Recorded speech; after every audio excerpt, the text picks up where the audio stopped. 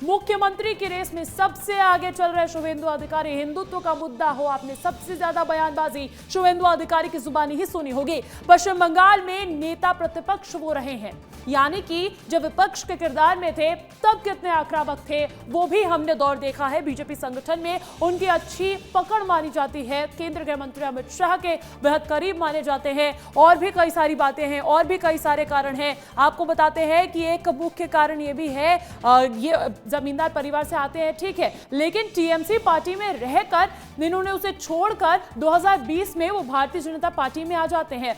Bengal CM की race में नाम दिलीप घोष का भी सामने आ रहा है। इनका नाम क्यों आगे आ रहा है? क्योंकि ये भी बड़े नेता है भाई। दिलीप घोष बंगाल में बीजेपी संगठन इन्होंने खड़ा कर दिया, क्योंकि जब ये वहां के प्रदेश अध्यक्ष थे तब भारतीय जनता पार्टी पश्चिम बंगाल में एक बड़ी विपक्षी पार्टी बनकर उभर रही थी। बीजेपी की जड़ें मजबूत करने का श्रेय किसी को जाता है तो दिलीप घोष को भी जाता है। ये भी इतने बड़े चेहरे रह चुके हैं, बंगाल बीजेपी के अध्यक्ष रह चुके हैं, और जब इनका कार्यकाल बतौर प्रदेश अध्यक्ष चल रहा था तब इन्होंने अपने नेतृत्व में बीजेपी के 18 सांसद पश्चिम बंगाल से दिए थे, यानी कि इन्होंने भी बहुत सारा काम किया है भारतीय जनता पार्टी में। और 2021 में बीजेपी मुख्य विपक्षी दल इन्हीं के नेतृत्व में बनी थी।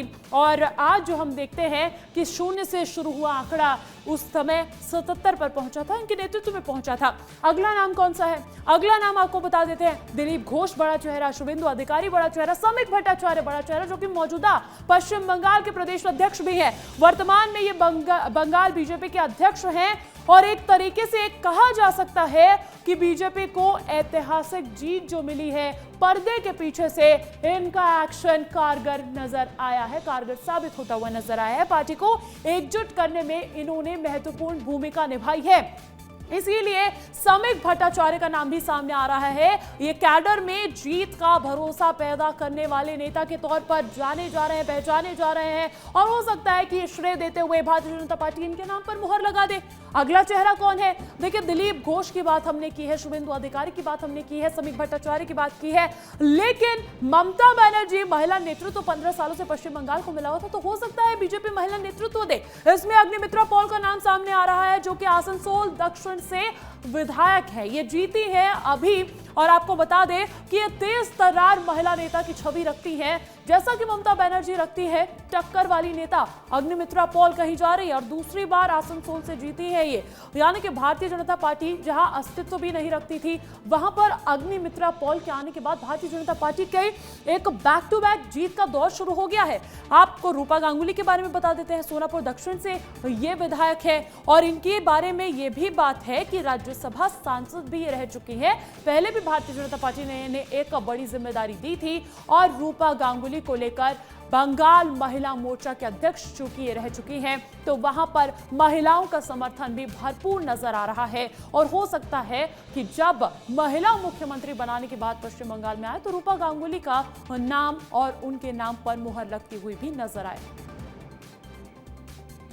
और इसी बीच इस वक्त की बड़ी अपडेट आपको बता दें, अमित शाह के स्वागत को लेकर तैयारियां तेज हो गई है। एयरपोर्ट के बाहर भव्य स्वागत की तैयारियां की जा रही है।